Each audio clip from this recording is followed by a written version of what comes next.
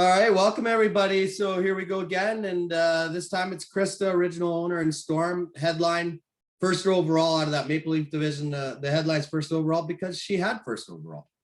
Yeah, I mean, it's always great to have first overall. I mean, you win that consolation, you just don't make the playoffs.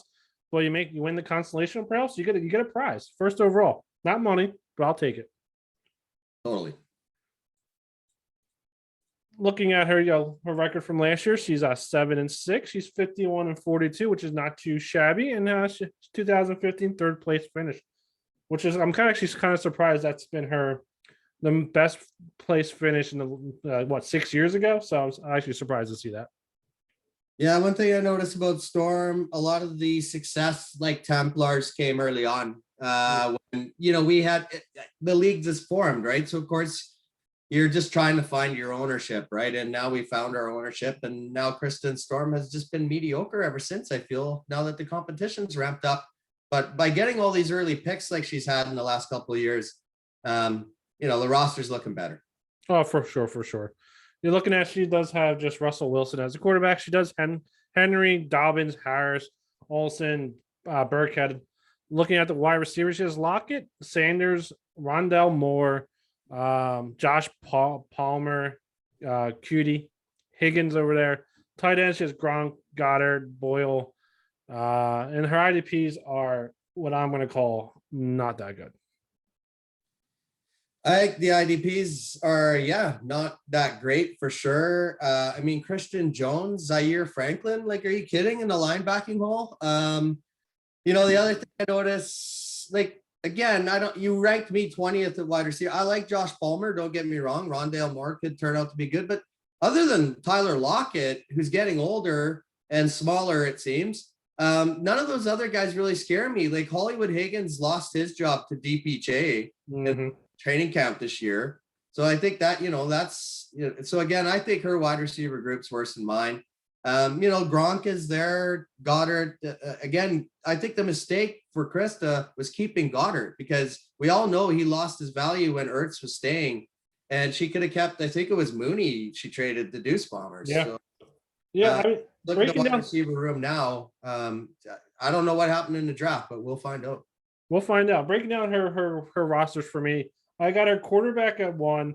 I got her quarterbacks at 6. Running back at 1. I mean, Henry, Harris, Dobbins. I mean, that's a good 1-2-3 punch. Probably the best in the league. Wide receivers, I have 19. I mean, when you come down between you, her, and I believe the 18th place team that I have is either Slobotica Spartans or somebody else, or a Canadian guy. I mean, it's a toss up between those bottom 4 spots.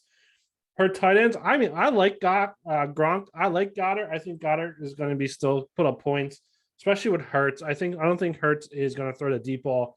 I think they're going to play a lot of 2 tight end sets. So I gave her a 6 there. Her flex and IDPs, I have both at 20, just because I don't know who she's going to play.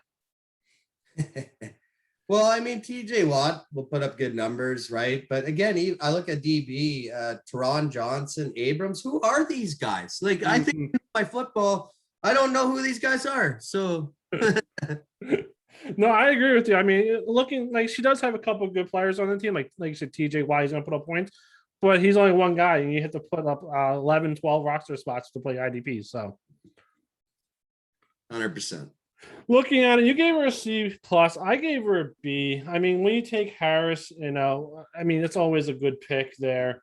Scrolling over, the reason I didn't give her a little higher grade, because she took Fred Warner at 3-1. The next IDP went the very next round. So there was really nobody else there. I mean, she could have taken Aguilar, Henry, Watkins, New Smith, Marquez, Callaway, Amon Ross St. Brown. I did like her taking Olsen, the running back for Atlanta. I thought that was a good pick. I think it was the 26th or 27th round. So I thought that was a good pick as well.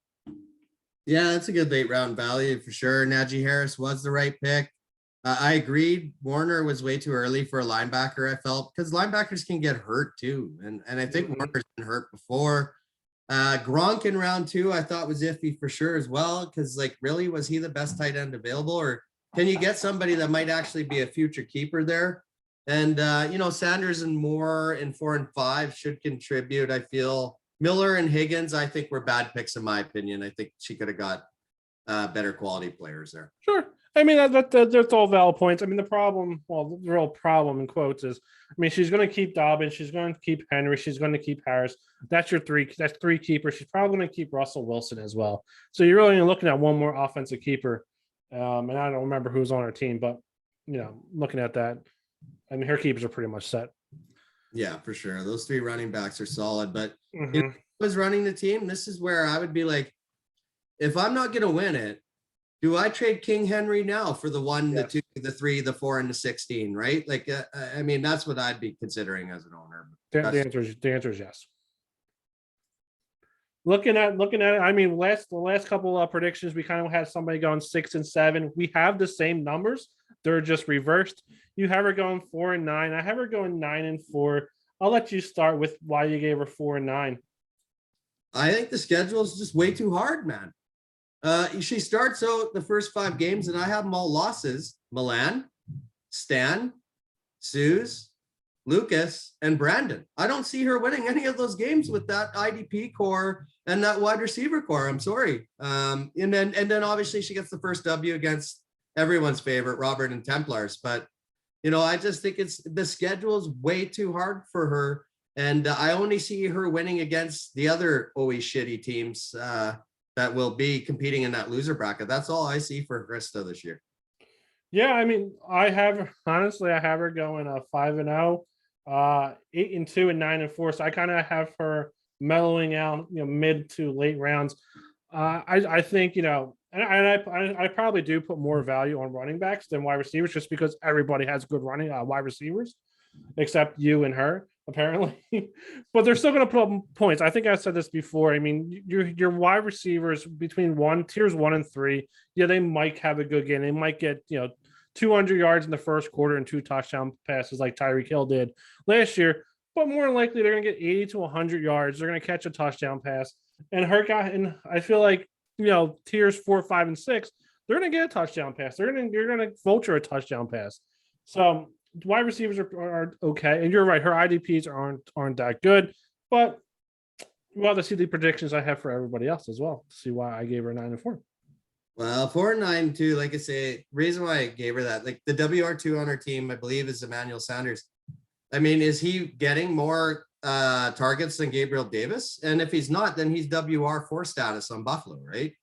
And then also Higgins. Like I say, I talked about him. Rondale Moore's a rookie. Is he going to get those targets? Like, yeah, he's getting them in preseason. Yeah. Doesn't mean jack until we get to the regular season. I love Krista as an owner. She's the original owner. She has been a good owner with the winning record, but I just don't see it going well this year. And I think she should rebuild by trading one of those powerful running backs. But make sure she stays in. Well, let's make sure she stays in the league. We'll leave it as that. Then make your trades.